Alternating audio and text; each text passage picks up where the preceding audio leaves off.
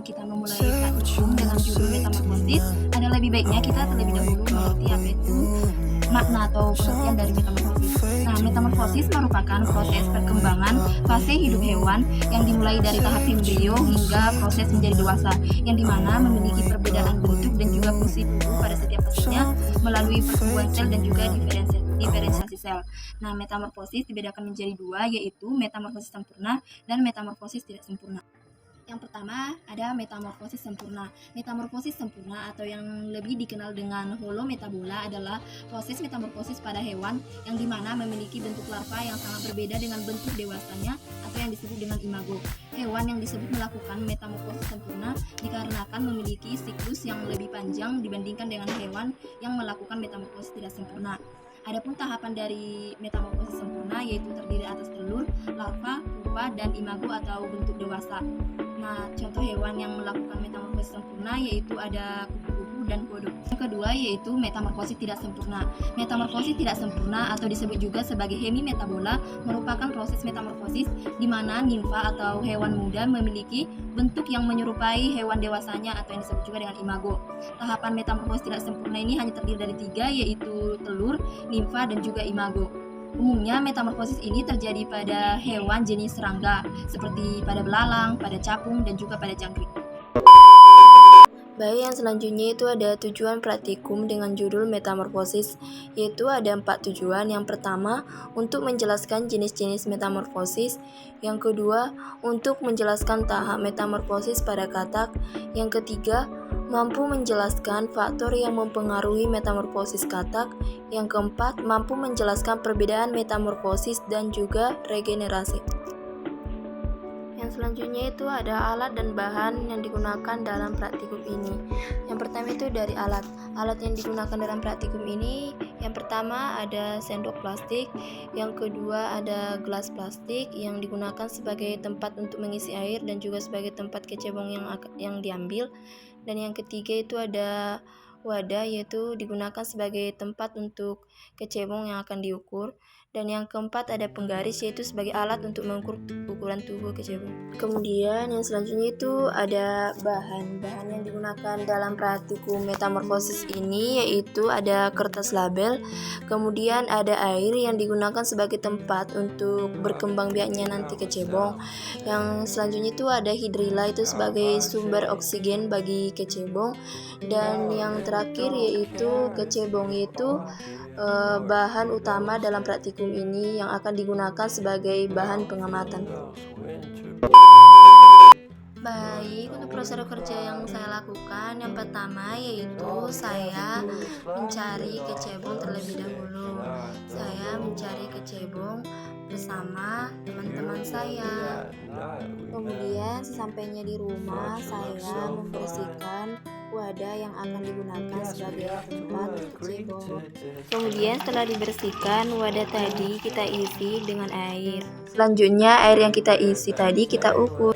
Nah, yang selanjutnya yaitu setelah kita masukkan air, lalu kita masukkan kecebong dan juga hidrilla.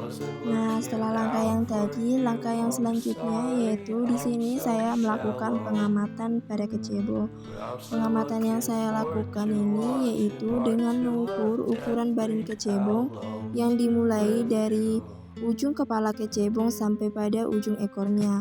Pengamatan pada praktikum metamorfosis ini dilakukan dalam kurun waktu 7 hari dengan mengukur ukuran badan kecebong setiap harinya. Dan selain untuk mengukur ukuran badan kecebong, di sini juga saya melihat perkembangan yang terjadi pada kecebong. Apakah akan tumbuh bakal kakinya atau tidak, atau pertumbuhan-pertumbuhan lainnya yang akan muncul. Nah, hasilnya nanti saya akan membuatnya dalam bentuk tabel.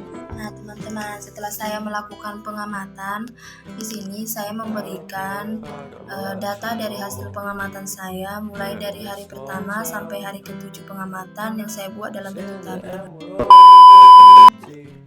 Metamorfosis pada kata atau metamorfosis pada kode merupakan salah satu metamorfosis yang sempurna.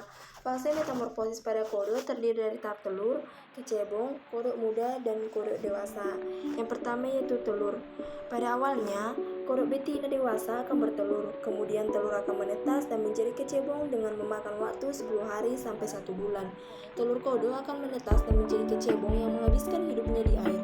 Telur kodok tersusun dalam satu rantai mengembang di permukaan air dengan jumlah ratusan sampai ribuan telur dalam satu rantainya. Yang kedua yaitu kecebong. Pada fase awal, kecebong umumnya hidup dalam air. Selama fase perkembangan awal itu, secara morfologi, bagian mulut kecebong mengalami perubahan sedikit demi sedikit hingga membentuk mulut yang sempurna pada saat dewasa nanti. Kulit kecebong terdiri atas lapisan epitel yang sederhana dan tidak banyak sel yang menyusunnya.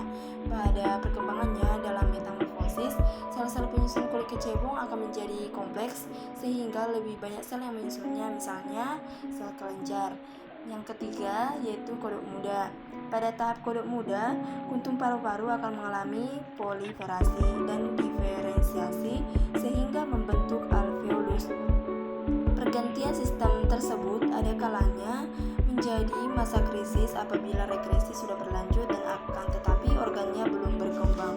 Kemudian yang terakhir seperti yang terlihat pada gambar itu menjadi kodok dewasa. Ciri umum yang dimiliki oleh kodok dewasa yaitu tidak mempunyai ekor, kepala bersatu dengan badan, tidak mempunyai leher, tungkai berkembang dengan baik, di mana tungkai belakang lebih besar daripada tungkai depan dengan tujuan untuk mendukung pergerakan, yaitu dengan cara melompat. Berdasarkan data hasil yang saya peroleh, yaitu bahwa setiap harinya, setiap kecebong pada kelima kecebong, setiap harinya tetap mengalami pertumbuhan, yaitu dengan bertambahnya ukuran dari kecebong-kecebong tersebut. Dan pada beberapa kecebong, misalnya pada kecebong A dan juga kecebong C, sudah mulai tumbuh bakal kakinya, yang dimana itu merupakan salah satu fase dalam metamorfosis pada katak, yaitu memasuki pada kodok muda.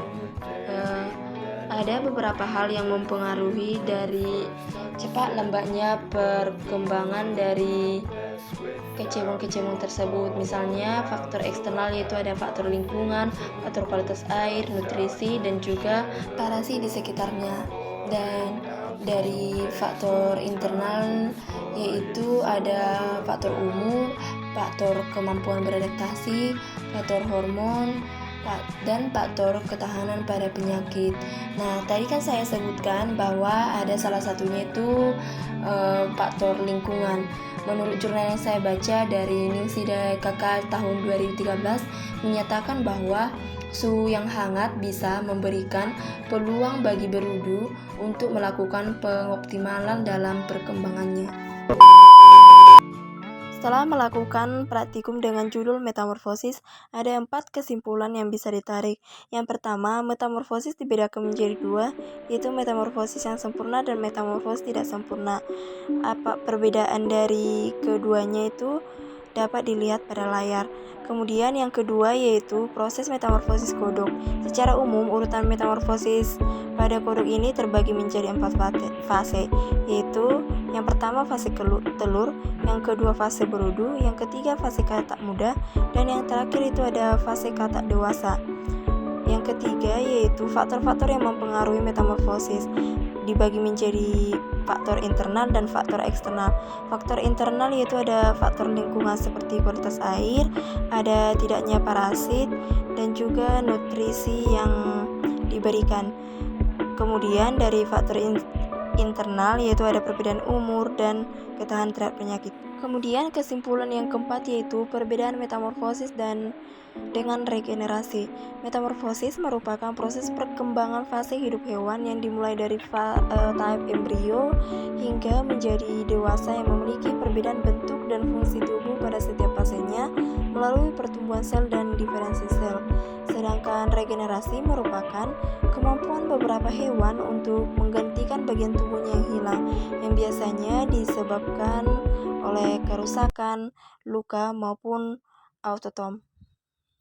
Pengetahuan yang baru saya dapat dari praktikum metamorfosis ini yaitu melalui praktikum ini saya menjadi lebih tahu, lebih terperinci dan juga lebih dalam apa itu metamorfosis beserta tahap-tahapannya.